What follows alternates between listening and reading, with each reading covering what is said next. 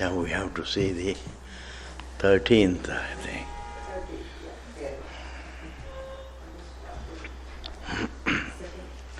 Kutrapi khedah kayasya jihva kutrapi khidyate manah kutrapi tatyaktva पुरुषार्थे स्थितः सुखम् कुत्रापि कहीं कहीं खेदः there is pain kayasya physical. In some situations there is body pain. Jihva kutrapi khidyate, sometimes your speech is pained. You go through unnecessary language. There is a fatigue of talking. Sometimes there is a fatigue, physical fatigue. Sometimes there is a oral fatigue. Manah kutrapi. And kahin kahin there is mental pain. Tat tyaktva. Having renounced them. Purusharthe, in Paramartha, sthitaha, I stay, sukham peacefully. I stay in Paramartha peacefully. Now, renunciation does not mean renunciation. You can't renounce pain, it is there. If pain can be renounced, then there is no problem. You can renounce an object. But you can't renounce physical pain. You can't renounce oral pain. You can't renounce mental pain if it comes dictated by the very embodiment. Prarabdha is only an assistant dictator. He is only a secondary dictator of pain. But the one who gives pain is the state of embodiment. Then we have this problem of a given pain and pain in general. There also a given pain is not outside pain in general. Therefore, fundamentally, even the relevance of prarabdha goes. Whether you are doing a punya karma or papa karma, the sheer reason of embodiment gives you pain. Pain is not due to prarabdham. Pain is due to embodiment. Pain is due to avidya. Pain is not prarabdha. And supposing somebody asks a question, this particular pain comes only to me, not to him. Then you say it's prarabdha. That is there, that's true. It's not that an invented topic, please. Prarabdham is true. There is a law of karma within the realm of embodiment. There is prarabdham within the law of karma within the embodiment. But what I am saying is how to dismiss its relevance. A student of Vedanta should just dismiss the relevance of every topic except the topic of understanding one's existence. That's what I am talking. Therefore, the pain of a given pain is due to prarabdham, but pain in general is embodiment. The sense of limitation is embodiment, avidya. Sense of confinement is avidyakam, due to avidya. Therefore, particular pain and pain in general, particular pain is not outside pain in general, and therefore one should not think too much about prarabdham. Why? Because that's not the topic. The topic is, how am I not there? How am I not a jiva?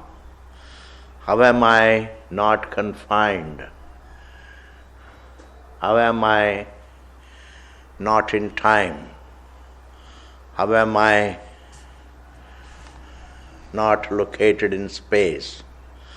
How am I not rooted in the flesh? In this manner, the topic is something different. Therefore, don't think too much about prarabdha. Don't try to cope with life thinking about prarabdha. If you are not qualified for Vedanta, then cope with life. If you are educated and qualified, if you are bright enough, then understand life. Understand life. In understanding life, the coping also takes place. Your attention is with the topic of understanding life. In understanding, when you are occupied with the topic of understanding life, understanding one's existence, a lot of coping takes place anyway. Time passes. In fact, you grow out of.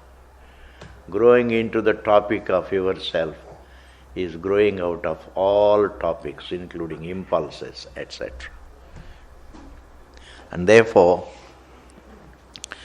if one is qualified, then one can grow out of prarabdha. Don't think too much about it. Kutrapi khedah kayasya jihva kutrapi khidyate manah kutrapi khidyate tat tyaktva. Having renounced this pain, purusharthe sthitaha sukham, meaning I don't think of the pain, I don't look for the second explanation. I know the explanation for the pain. The explanation for the pain is not prarabdham. The explanation for the pain is avidya. I don't understand. The pain-free being I don't see. The pain-free being I don't see, and therefore there is pain. Therefore the explanation for the pain I know. I don't have to look for the topical explanation, because the topical explanation is not outside the fundamental explanation. The topical explanation is prarabdham, it's not outside the realm of the fundamental explanation. The Visesha is not outside the Samanya. Particulars are not outside the general, for which the example was given in Brihadaranyaka. The sound of a veena is not outside sound. The sound, a particular sound of a conch is not outside sound.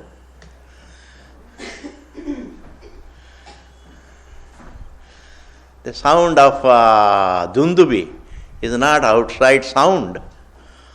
Different sounds boil down to being sound. That is Shabda Samanya.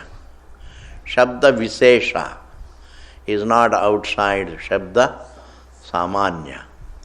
In the same manner, Kheda Visesha is not outside Kheda Samanya. Dukkha Visesha is not outside the Dukkha Samanya. Therefore, once we enter Vedanta, the relevance of prarabdham goes. Whether it is a particular pain or whatever it is pain, and pain is dictated by avidya, embodiment. But here in this verse, when a person says, Ashtavakarji says, I renounce it, I renounce the pain, and I stay in myself. What does it mean? Means I don't make pain my topic. That's called renunciation. The best kind of renunciation is don't think about it. That's not the topic. That's not the topic.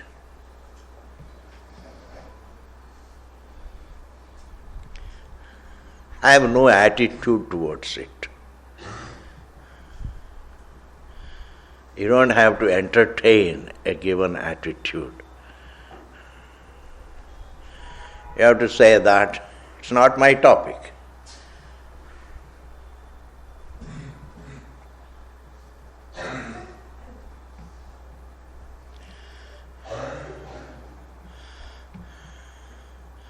Pain is not the answer, treating the pain also is not the answer. Even if I treat the answer for a while, it will come back again. My vulnerability to pain is always there, even if I am free from pain for a long time. Even if I remain free from pain for a long time, even if I sleep to pain for a long time, I am still vulnerable. Until truth is understood, every jiva, awake, asleep, alive, not alive, is vulnerable to pain. Every jiva, until the truth is understood, a given situation, no situation, waking situation, dreaming situation, or even the third state, sleeping situation, living situation, or not living situation, dead situation, manifest situation or unmanifest situation, keeps the jiva vulnerable to pain. Therefore, treating the pain is not my topic. It will be there until the truth is understood. Until then there is a topic, in the Shastra, you better know this topic, this particular topic. But a person after knowing also feels the pain. What about that? How do you explain? I say as long as embodiment is there, there is pain. But the embodiment, he has falsified it. Then the pain also, felt pain is falsified pain. In your own language.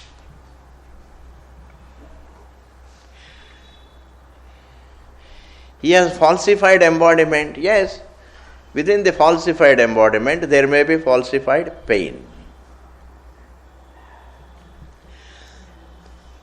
But these are all arguments, but Shastram says that is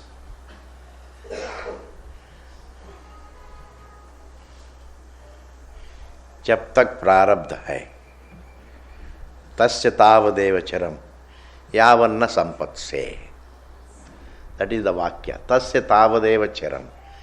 He has to continue to be alive as long as his prarabdha allows. Again you are bringing in the topic. There is no topic, sir.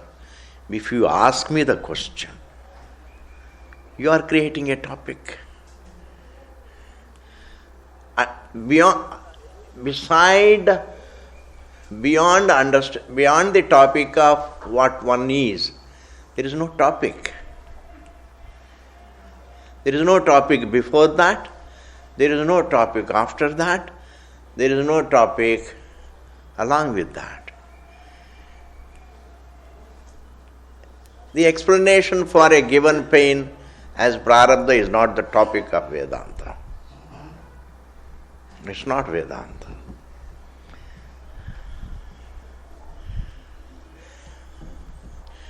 The explanation, why does a jnani, how do you know whether he is a jnani anyway? How does a jnani also suffer? That's not the topic of Vedanta, please. Let me be very clear to you. Nothing is a topic. No topic is a topic of Vedanta except only one topic, that is, how is Jiva Brahma? Sadeva saum idamagrasi dekameva dvitiyam tat satyam sa atma. That is the topic.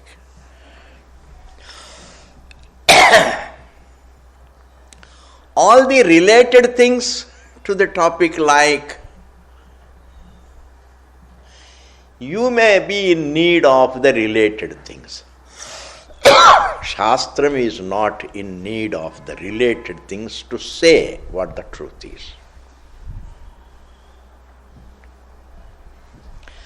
I may be in need of concentration to understand it, but the Shastram is not in need of anybody's concentration to say that. If you have to understand that, you need all the related topics, like you have to have mental peace, and for mental peace you have to pray, for a mental peace you have to follow values. These related topics are the topics for the student. They are not the topics of Vedanta. The related topics are all the topics of the society. The related topics are all the need of the Ved. They are all necessary for a student. Jiva is Brahman. To make this statement, to convey this vision, to state this vision. To state this vision, Shruti doesn't require somebody's prayer. Somebody requires to pray in order to be peaceful so that he can understand what is stated.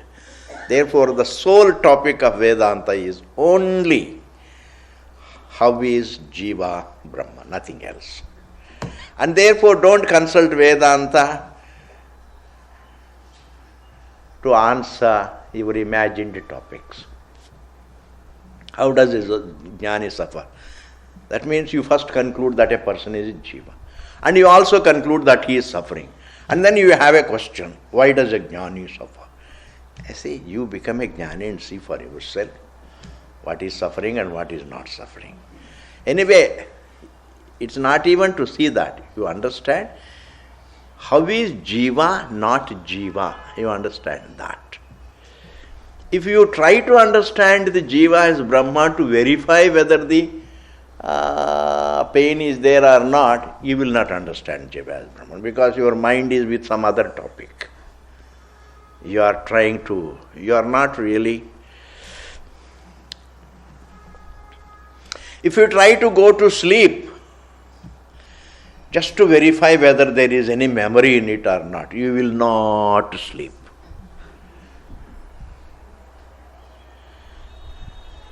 Therefore, you go to sleep only for sleep. Jiva is free from Jivatvam. That is the only topic of the Shastram place. Shastram has no second topic. You can't really consult Vedanta to answer any question not pertaining to Tattvamasi Mahavakya. Supposing you say, ask a question, how can Ishvara become Jiva? That is Vedantic topic. I say, he has not become, because the eternal cannot transform and become something. It is seen Jiva. Whether Parameshwara himself sees himself as a Jiva or Jiva sees himself as a Jiva, that's not important. Who sees and who doesn't see is not the topic of Vedanta. This perception of Jivatvam is mithya. It is erroneous. That's the topic. Now, leaving that topic of the perception of individuality is mithya jnanam, leaving that, then you go to see then who sees it. That is your imagination. I say who sees it is not the topic of Vedanta. Say the one who sees it, sees it. Supposing you are seeing a tree, and who is seeing the tree? The one who is seeing the tree is seeing the tree. But the one who is seeing the tree, you say, is Paramatma. Yes, if you understand that is Paramatma. If you look at it as Paramatma, then nobody is seeing. Therefore, who sees the Jiva? Who sees the individuality? The one who is feeling the individuality is feeling. He happens to be a conscious being. The topic of Vedanta is this perception that I am an individual is erroneous perception. And therefore, individuality is mithya. Therefore, freedom from individuality is swarupam. Meaning one's presence as free from individuality. Individuality free presence is our nature. Limitation free presence is our nature. Pain free presence is our nature. That's the topic of it. Therefore, if it says, how does Jiva become? How does Ishvara become Jiva? I can explain, sir, it doesn't become. It is seen to be Jiva. It is only seen. Seeing that individuality is erroneous. It is only being seen. Your pain also is seen, is not a fact.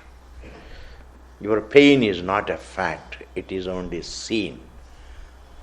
Embodiment is only seen, etc. Mithya jnana. Supposing the rope sees itself as snakes, how can the rope see itself as a snake? Then who sees the snake? I say, who sees the snake is not the topic, please.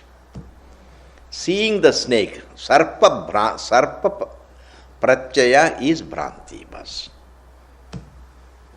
When the rope understands that I am rope, we don't have to say, the one who sees the sarpa is seeing the sarpa. How can the rope see the sarpa? Supposing the rope sees itself as sarpa, let us say. How can the rope see itself as sarpa? I say, I am not saying rope is seeing itself as sarpa. I am only saying the one who sees the sarpa is seeing the sarpa. But there is nobody else, only the rope is there. Okay, if you understand that it is rope, then nobody is seeing the snake. There is no snake. Because it does create some problem for some students. I don't mind thinking for myself. It is the truth that sees itself as a jiva. Because who sees is not important. The quality of that perception. It's not samyak jnanam, it is mithya jnanam. Who cares? Even if the truth sees itself as jiva, so what? It doesn't become untruth. It is a mithya jnanam. But it affects some students' thinking. These third-rate students are there in this world. They will say, how can truth see itself? Then who sees it? Because there is nobody else. In Advaitam, if Advaitam has to be seen as Dvaitam, only Advaitam has to see itself as Dvaitam. If the 10th man doesn't know the 10th man, then who doesn't know the 10th man? The 10th man doesn't know the 10th man. But even if he doesn't know the 10th man, he continues to be the 10th man. His nature is unaffected. I have covered this topic. When we say it is unaffected, it means it is the nature that is unaffected. Even if the 10th man thinks that the 10th man is away, he continues to be the 10th man. Therefore, who thinks it? Who makes a mistake? These are all redundant questions. You will come to know who perceives, who has the error, you will know. First understand the perception of individuality as erroneous. You are by nature, individuality, free being. Based on your own experiences, not based on beliefs. If you believe that you are Brahman, it doesn't help you, because no belief helps you. It doesn't solve any problem. Either it misleads you. There is no belief which is right belief, please. All beliefs are speculations. If you go by evidence, it's not a belief. Because beliefs are other than evidences. But Swamiji, but people say seeing is believing. Seeing is seeing, not believing. When you don't see, then you believe. Seeing is not believing. So if you separate the evidence from belief, then belief is different from, every belief is wrong. And Vedanta is no belief at all. Your existence is not a belief. I believe I am, you can't say. That's not good paribhasha. It's not good language. You may believe yourself, but I don't believe in you. Nobody believes in you. In fact, nobody can contradict evidence. Beliefs can be contradicted. Beliefs can be belied, but evidence cannot be contradicted. And therefore, based on the evidence of the three states, based on the evidence of only two states, perception and free from perception. Perception and memory. Perception and memory, sense perception and memory. Waking is sense perception and memory. Don't even use the word thought. Sense perception and memory. Unnecessarily when you remember an object, you call it a thought. Otherwise, there is only sense perception and memory. There is only pratyaksha jnanam and smriti. And within the dream state also there is sense perception and memory. And in the deep sleep state there is no sense perception and there is no memory. Therefore there is there is thought and freedom from thought. Even if you say the thought, it means both perception and what is evident is only sense perception and memory. This itself we call it as a thought, etc. I have no objection. In the deep sleep state, there is freedom from thought. That means there are only two states, me with the thought and me free from the thought.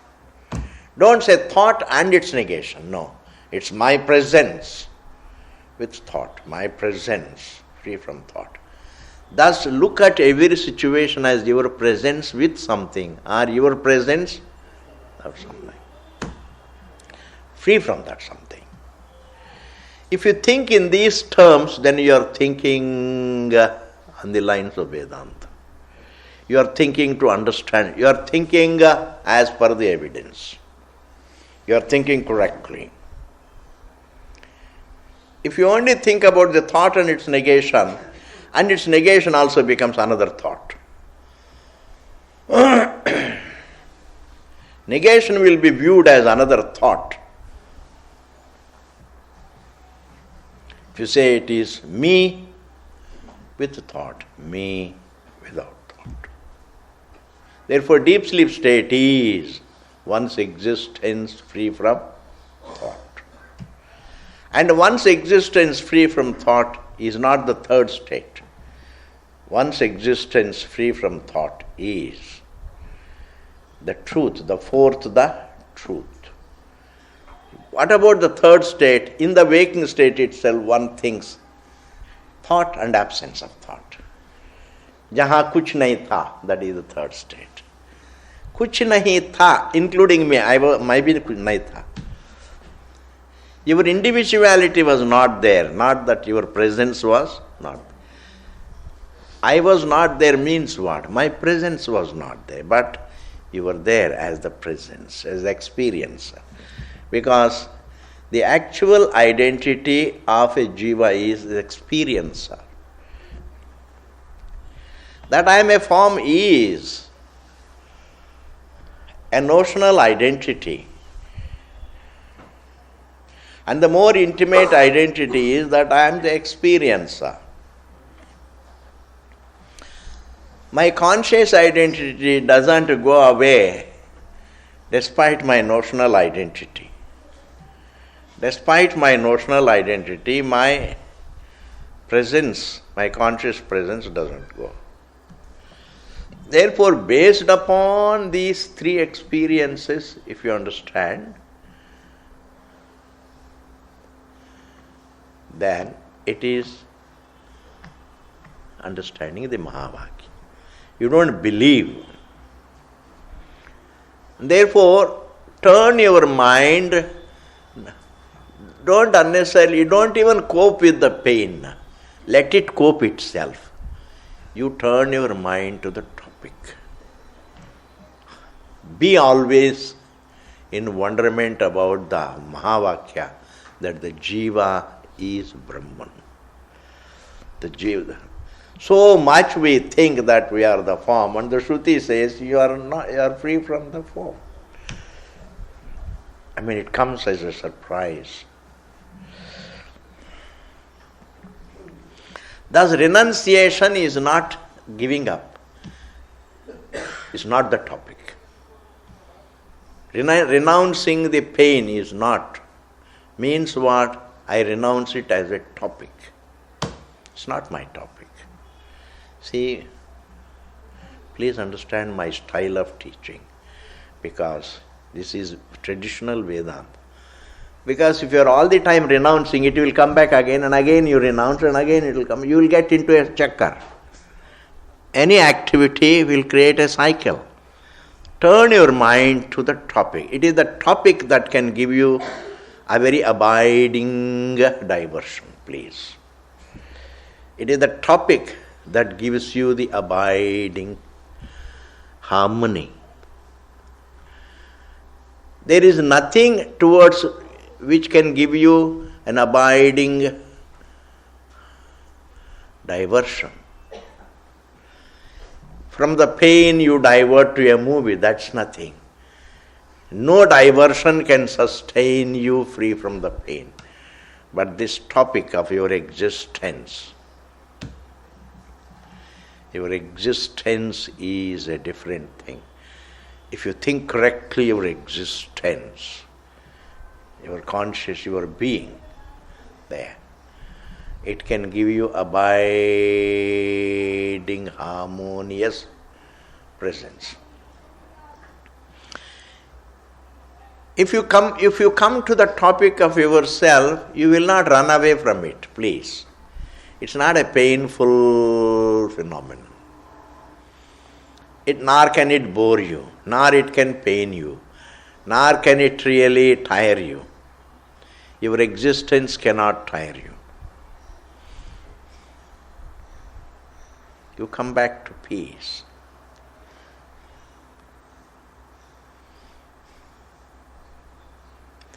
For a thinking man, silence doesn't tire. For an extroverted, see, yesterday only somebody, I saw, somebody was telling, Amitabh Bachchan says, just for a change, change of topic. Amitabh Bachchan says, I am tired of this popularity. I am tired of this stuti. I am tired of this tarif. I am tired of all these programs. I want to go to some ekanta and relax. Yes. Isn't it nice? Jiva ultimately wants to relax. Even if the need for the truth is always there. Therefore, anyway, renunciation of something is not giving it up. That's not the topic. Even if you are using it, that's not the topic. You are eating food, but that's not your topic. You are making money, but that's not your topic. That's freedom. That's not the topic in life. That's not my Vishaya. Why? Because the Vishaya is myself. Money is not the topic. Pleasure is not the topic. Children are not the topic. You may take care of the children, but they are not the topic. The topic is your own existence.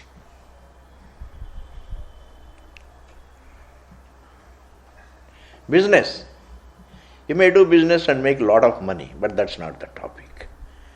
And when you say it's not the topic, you are absolutely free from it. Try it. You have to exactly understand how it is not your topic, in the light of the fact that your existence is the topic. Only in the light of the fact that your existence is the topic, nothing else is the topic. If the existence is not understood as the topic, it is only my presence that is the topic, my existence is the topic. If that is not understood, even when you say that this is not the topic, you can't mean it. Of course, you don't mean it, but what I am saying is you can't mean it. It is just not possible to mean. Money is not my topic. You can't mean it. You can't mean what you say. Renunciation of the pain is not my topic. You can't mean it. Whatever you say, you can't mean. But whatever you say, you choicelessly mean. If this is understood, that for every living being, his own existence, unconditional existence is the topic. Vedanta is the topic. This is what is called tyaktvaje. Tyaktva purusharthe sthita sukham kritam kimapi naiva syad iti sanchintya tattvataha yada yat kartum ayati tat kritva se yatha sukham. Kritam, any karma done. Kimapi naiva syad, kuch bhi nahi hai. You may have done a lot of work, but you gloat on it. It's nothing. That's not really, it doesn't give you anything. Karma done, you may have done, you may have turned mountains. बड़े बड़े अच्छे कर्म किए जिए इन्होंने, बड़े बड़े काम किए, बड़े बड़ी इंडस्ट्री चलाया, बहुत पैसा कमाया, बहुत खोया भी, गंवाया भी, कमाया भी, लेकिन कभी कभी बहुत ज़्यादा खोया, कमाया, गोया, etc. It doesn't mean anything. Do you know why? The truth is the being, not doing. Doing has no relevance to your peace, please. This is a very tricky thing. The entire peace, what man wants is in the nature of being.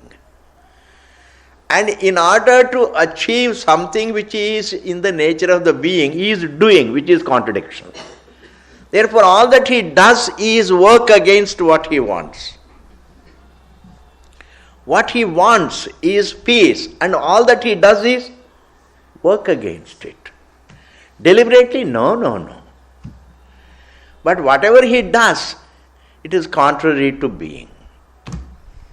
This is the problem. But I can also say, you want to be, I am not talking, please, ethics. I am not talking dharma. Please understand, they don't create a problem that. Supposing, I am all the time fighting. I want to be peaceful, but I am fighting. Then I am ethically working against. That's not. Any action that you do, any doing, a good deed, bad deed, anything, it is working against your peace. If you do punya karma, you are not going to be peaceful. You will get some punya, and punya will take you to some comfort. The result of punya karma is comfort, vishaya sukham.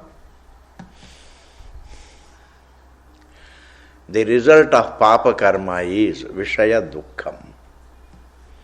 Upadi sukham, upadi dukkham. Mostly physical sukham, physical dukkham, mental sukham, mental dukkham. Vishaya sukham, vishaya dukkham. But shanti, which is synonymous with being, cannot be achieved through right action or therefore anything that is any doing is contrary to what man wants. And he is in a hurry, he always wants to do something for his peace. And that is contrary. Whatever 10th man wants to do to find the 10th man is contrary to what he wants. Because the 10th man as outside himself doesn't exist. Either he is the 10th man or there is no 10th man. Outside him there is no 10th man. Very beautiful example, Ji. Outside one's existence there is no peace. There is no being except in the form of the subject being, to be. And therefore, kritam karma kimapi, kuch bhi kiya ho, naiva syad, ye kuch bhi nahi. Kimapi naiva syad, kuch bhi nahi hai. He has got a particular phrase in Sanskrit, na kinchit, ye kuch bhi nahi hai. It's just nothing. It doesn't mean anything. He is very good, Ji. Kritam karma naiva syad, na kimapi syad, it's all nothing. Kuch bhi nahi hai.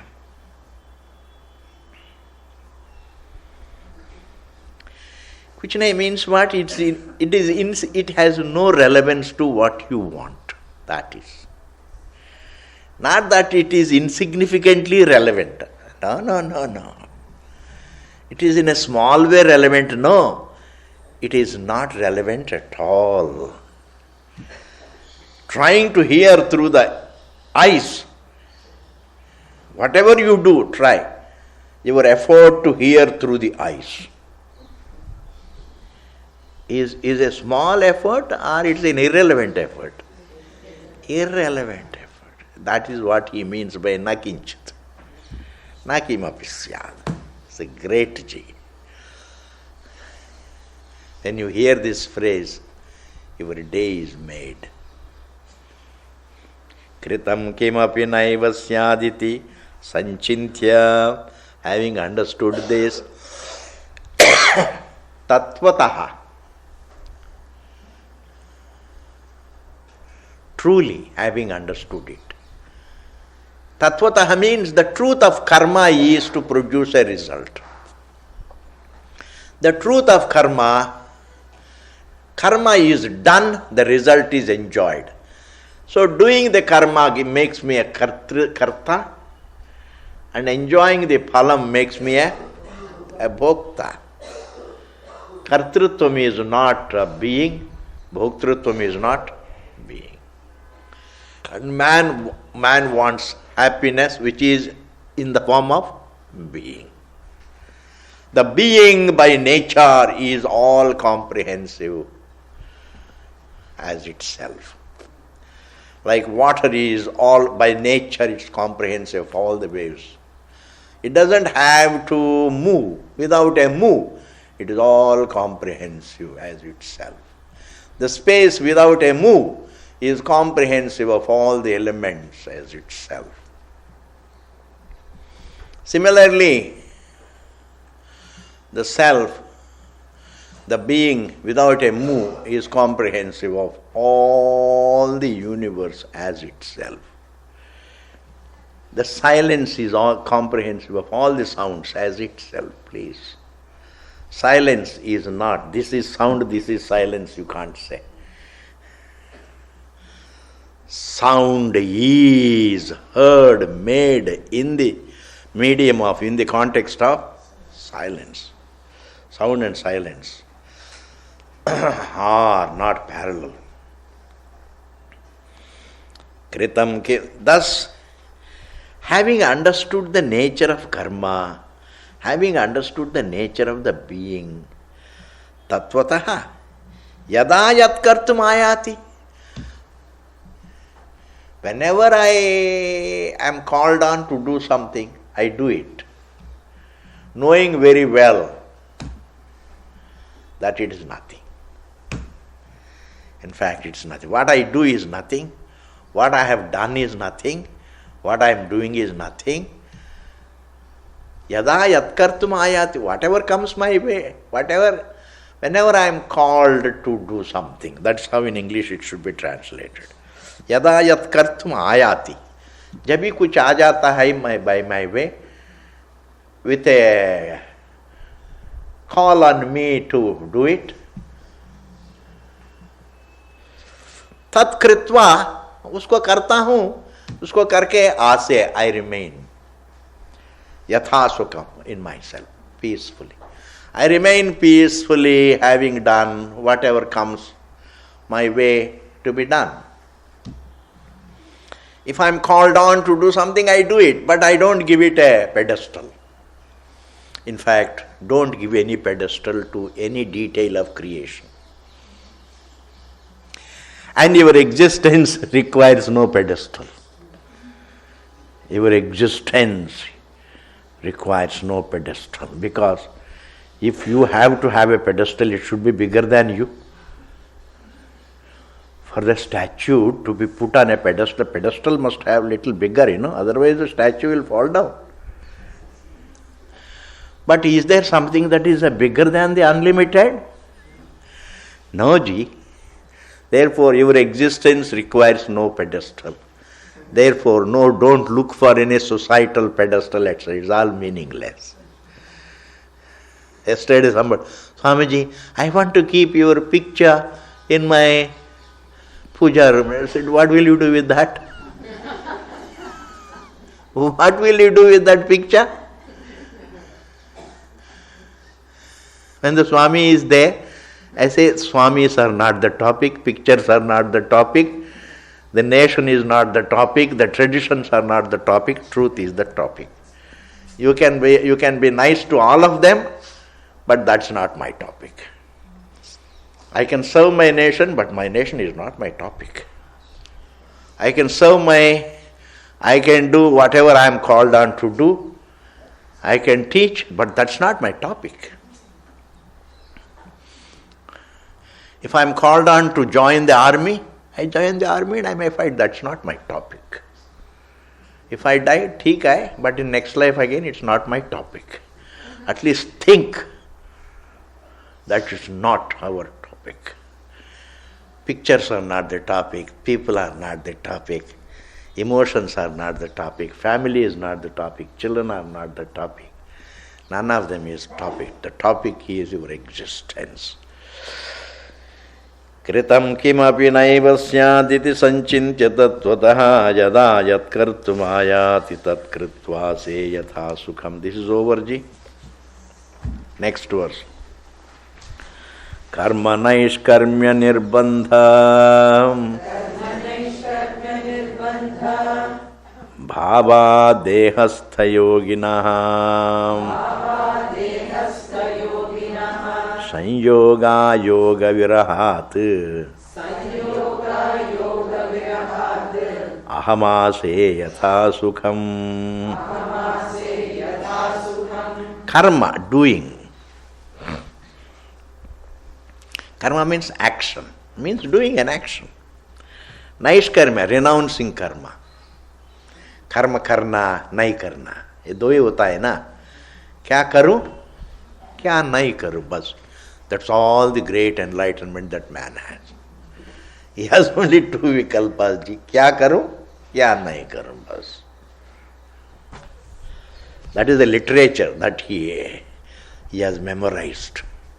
Karma, naishkarmya, nirbandha. This becomes a nirbandha, it means obsessions. Man has obsession with either doing or not doing. Bhava, this thinking. Dehastha yoginaha, for an embodied jiva. An embodied jiva is obsessed with doing or not doing. His obsession with either doing or not doing continues until he is exposed to Vedanta. Because Vedanta really trains you, it teaches you to look at what you are rather than what you need to do and what you need not to do. The do's and don'ts are not mandate. In fact, Vedanta says even the study is not a vidhi. Even understanding the truth is not a vidhi. It's not a doing. Doing viveka is not doing. We may use the term doing, but it's not. It's only being. Like going to sleep is not going. Making an effort to sleep is not an effort. It's something. How can one explain? It is not. You are making an effort, but it's not an effort. You are only waiting for it to happen. You are only quietly waiting for it to happen. Here also you are quietly thinking to understand, to strike you. Here also in discerning between Atma and Anatma, you are not doing anything. It is synonymous with being only. You are only discerning between being and thinking. Your thinkerness identity and your being identity. Karma, naishkarmya, nirbandha bhava. Nirbandha bhava means, आप कहते हैं निर्बंध मत करो. Nirbandha means force. को निर्बंध मत करो. See, if you have the right Hindi, I am telling you, Hindi is going to be according to me, the small mind I say, Hindi is going to be one day the most loved language all over the world.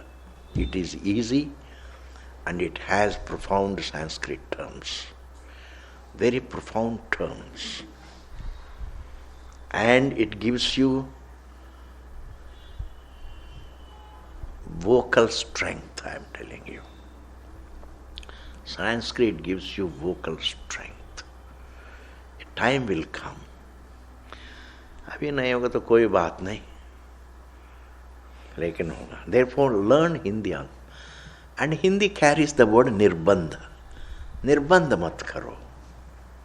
Nirbandha means, don't force, don't put pressure. Man feels that he is called on either to do or not to do in a state of embodiment. Sanyoga, ayoga. And he is all the time obsessed with association and dissociation.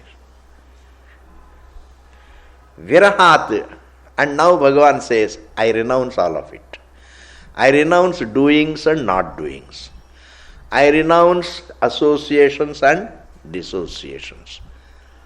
Virahat, ase, I remain yathasokam, peacefully. And you have to continue, you have to apply the same principle. Renunciation means that's not my topic. Doing is not my topic, not doing is not my topic. Association is not my topic, dissociation is not my topic. I don't think in those terms. They have no relevance. Associations have no relevance to my peace, to my happiness. Dissociations have no relevance to my abiding happiness. Doings have no relevance to my happiness, not doings also. And therefore, kartrutvam is not my topic, association and dissociation. I've told you Before, maybe I need to remind you, in this world, relation means only correlation. All other relations are only what you call relations, they are associations. Gauna Ekatvam is only between Abhidhana and Abhideya. Why do we say between Omkara? An unbreakable relationship is only between Anadi senses and Anadi objects. Or more comprehensively, Om and Ishvara. Because the Karyam is it is Abhideyam, Srishti is Abhideyam, and the status of being a source also is Abhideyam. So Ishvara means the source and creation relationship is Abhideyam. The senses are Abhideyam, the mind is Abhideyam, individuality is Abhideyam, means creation is Abhideyam, the sourceness also is Abhideyam, and Abhidhanam is Om. Now between Omkara, the Abhidhanam, and the Abhideyam, the relationship is Gauna Ekatvam. You can never break it. It is all comprehensive correlation. It is a correlation that is comprehensive of both the Srishti and the source. Source means sourceness. You have to follow this point. Water as the source means, then it comes under the description. It is a sambandha, a relation. It is water as water is water, that is nirvisesham. But if you are referring to it as the source of the wave, then the water's status as the source of the wave comes under Abhideyam. It's describable.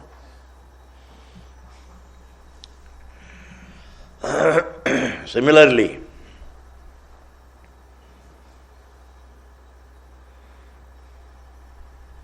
universe is Abhideyam, Jagrat is Abhideyam, Swapna is Abhideyam, the Avyakritam is Abhideyam, and Parameshwara as the source of the universe is also Abhideyam, and Omkara is Abhidhanam. And between Abhidhanam and Abhideyam, there is a Gauna Ekatvam. And it is all comprehensive Gauna Ekatvam. And if you want to think about the individual Gauna Ekatvam, understanding that is senses and the sense objects. You don't go to the source. Senses and the sense objects is Gauna Ekatvam. It is a correlation. Mother and father together, that is association. It's not a correlation. Thus, in life, mostly we are living only associations and dissociations, whereas correlation is adhyasa, anadi. Correlation is adhyasa. Senses and sense objects, it's a correlation. Considering that there are objects of senses.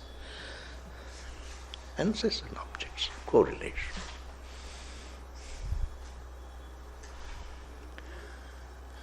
Words, objects and the language, correlation.